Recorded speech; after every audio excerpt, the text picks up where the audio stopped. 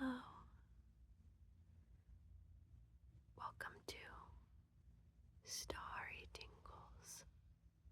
Starry Tingles. Starry Tingles.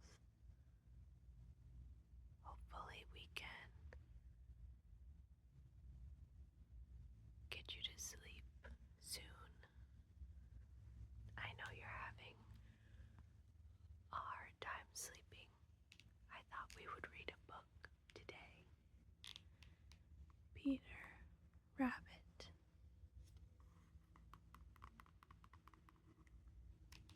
But of course, we need our little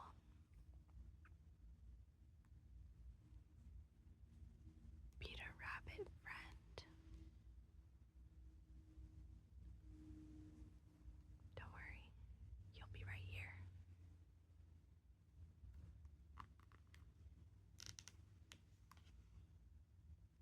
The classic tale of Peter Rabbit.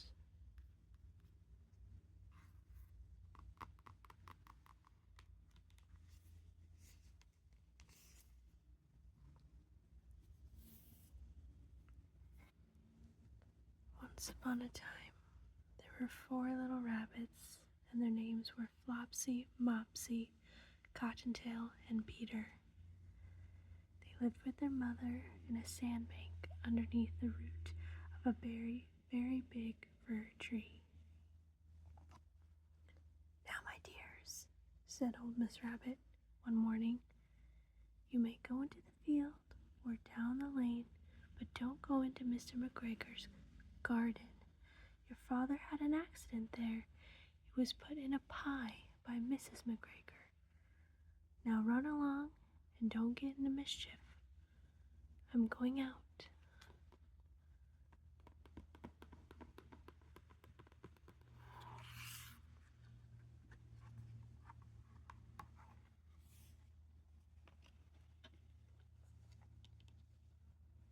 Then old Mrs. Rabbit took a basket and her umbrella and went through the woods to the baker's. She bought a loaf of brown bread and 5 currant buns. Flopsy, Mopsy, and Cottontail, who were good little bunnies, went down the lane to gather blackberries. But Peter, who was very naughty, ran straight away to Mr. McGregor's garden and squeezed under the gate. "Oh no, I sense trouble. Are you trouble?"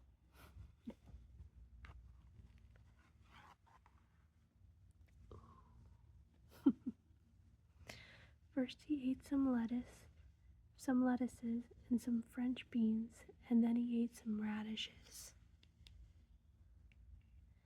And then, feeling rather sick, he went to look for some parsley.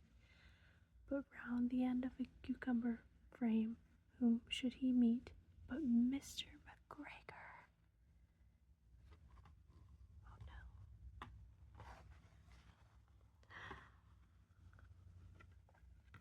Mr. McGregor was on his hands and knees planting out young cabbages, but he jumped up and ran after Peter, waving a rake and calling out, "Stop, thief!" Oh no, he dropped his carrots.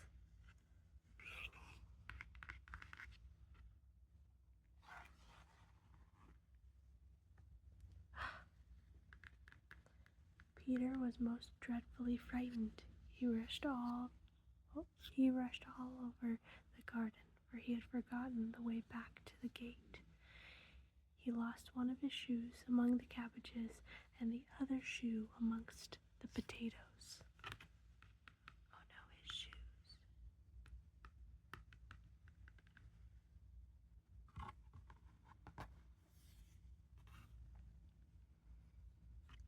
After losing them, he ran on 4 legs and went faster, so that I think he might have gotten away altogether if he had not unfortunately ran into a gooseberry net and got caught by the large buttons on his jacket. It was a blue jacket with brass brass buttons, quite new. Peter gave himself up for lost and shed big tears, but his sobs were overheard by some friendly sparrows, who flew to him in great excitement and implored him to exert himself.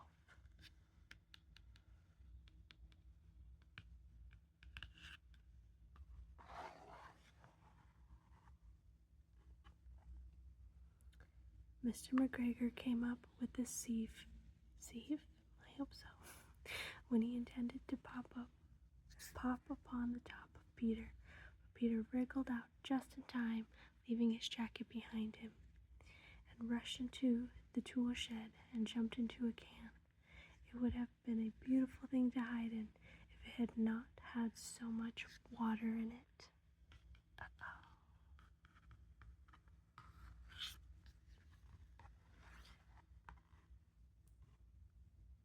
Mr. McGregor was quite sure that Peter was somewhere in the tool shed, perhaps hidden underneath a flower pot.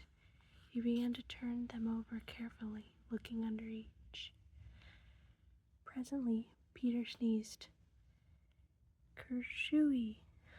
Mr. McGregor was after him in no time, and tried to put his foot upon Peter, who jumped out of a window, upsetting 3 plants. The window was too small for Mr. McGregor, and he was tired of running after Peter. He went back to his work. That's a big shoe and a small bunny.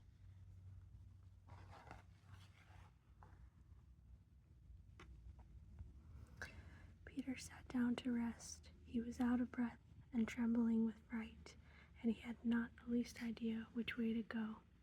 Also, he was very damp with sitting in that can. After a long time he began to wander about, going limpity, not very fast, and looking all around. He found a door in a wall, but it was locked, and there was no room for a fat little rabbit to squeeze underneath. An old mouse was running in and out over the stone doorstep, carrying peas and beans to her family in the wood. Peter asked her the way to the gate, but she had such a large pea in her mouth that she could not answer. She only shook her head at him. Peter began to cry. Oh no.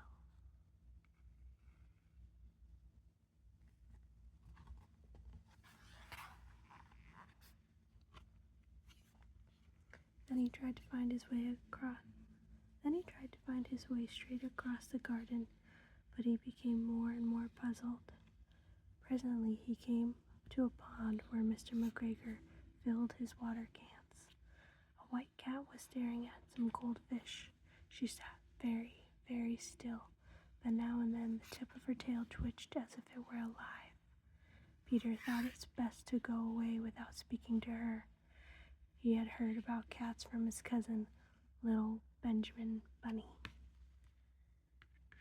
That's a cute cat, but bad news for the bunny.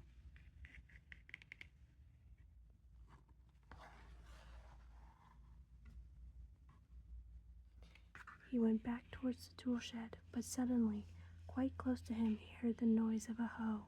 Scritch, scratching, scratch, scritch. Peter scuttered underneath the bushes, but presently, as nothing happened, he came out and climbed upon a wheelbarrow and peeped over. The first thing he saw was Mr. McGregor hoeing onions. His back was turned toward Peter, and beyond him was the gate. Peter got down very quietly off the wheelbarrow and started running as fast as he could go along a straight walk behind some blackcurrant bushes. Mr. McGregor caught sight of him at the corner. Peter did not care. He slipped underneath the gate and was safe at last in the wood outside the garden. Mr. McGregor hung up the little jacket and the shoes for a scarecrow to frighten the blackbirds. Peter never stopped running or looked behind him till he got home to the big fir tree. He was so tired that he flopped down upon the nice soft sand and floor of the rabbit hole and shut his eyes. His mother was busy cooking. She wondered what he had done with his clothes. It was the second little jacket and pair of shoes that Peter had lost in a fortnight. I'm sorry to say that Peter was not very well during the evening. His mother put him to bed and made some chamomile tea, and she gave a dose of it to Peter. 1 tablespoon to be taken at bedtime. But Flopsy, Mopsy, and Cottontail had bread and milk and blackberries for supper. Oh no.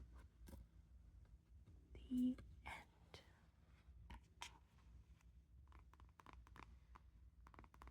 Very cute little book, but I think we have time for one more.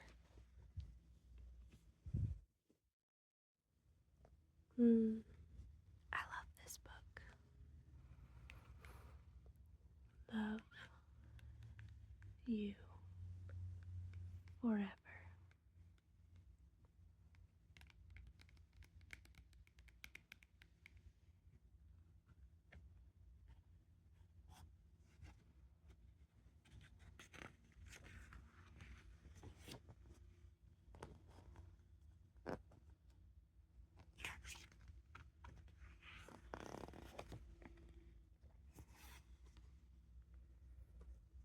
A mother held her new baby and very slowly rocked him back and forth, back and forth, back and forth. And while she held him, she sang, I'll love you forever, I'll like you for always.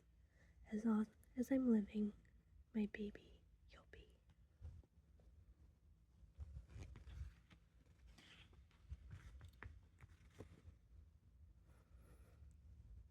The baby grew. He grew and he grew and he grew. He grew until he was 2 years old, and he ran all around the house. He pulled all the books off the shelves. He pulled all the food out of the refrigerator, and he took his mother's watch and flushed it down the toilet. Sometimes his mother would say, "This kid is driving me crazy."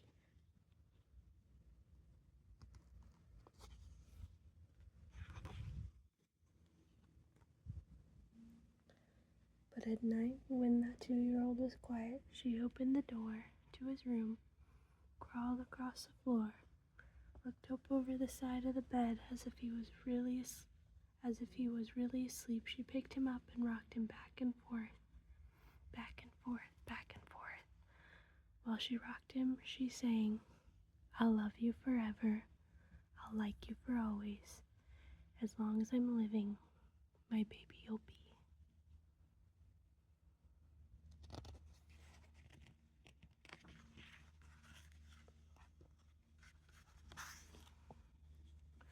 The little boy grew. He grew and he grew and he grew. He grew until he was 9 years old. And he never wanted to come in for dinner. He never wanted to take a bath. And when Grandma visited, he always said bad words. Sometimes his mother wanted to sell him to the zoo.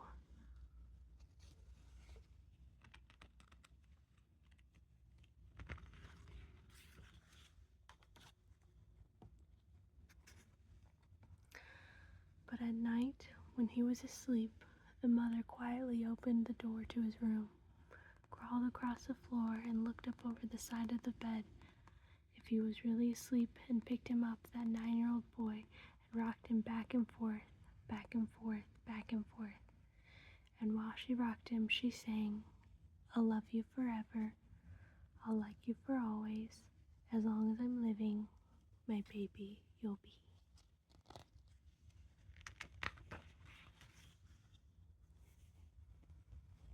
The boy grew.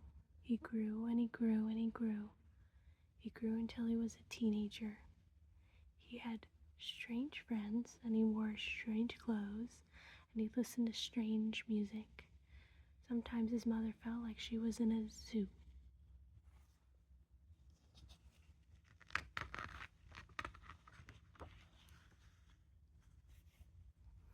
But at nighttime, when that teenager was asleep, the mother opened the door to his room, crawled across the floor, and looked up over the side of the bed. If he really was asleep, she picked up that great big boy and rocked him back and forth, back and forth, back and forth. While she rocked him, she sang, I'll love you forever, I'll like you for always. As long as I'm living, my baby, you'll be.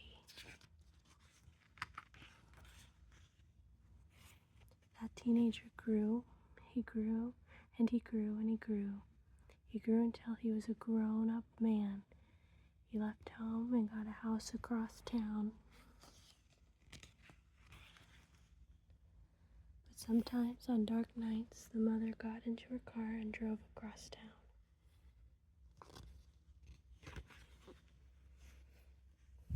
If all the lights in her son's house were out, she opened his bedroom window, crawled across the floor, and looked up over the side of his bed. If that great big man was really asleep, she picked him up and rocked him back and forth, back and forth, back and forth. And while she rocked him, she sang, I'll love you forever, I'll like you for always, as long as I'm living, my baby you'll be.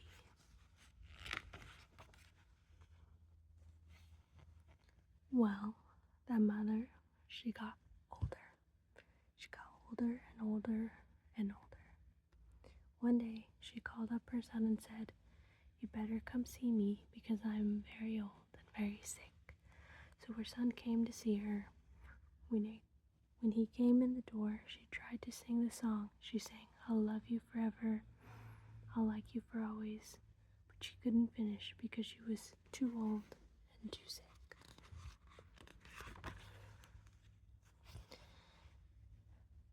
The son went to his mother. He picked her up and rocked her back and forth, back and forth, back and forth. And he sang this song, I'll love you forever, I'll like you for always, as long as I'm living, my mommy you'll be.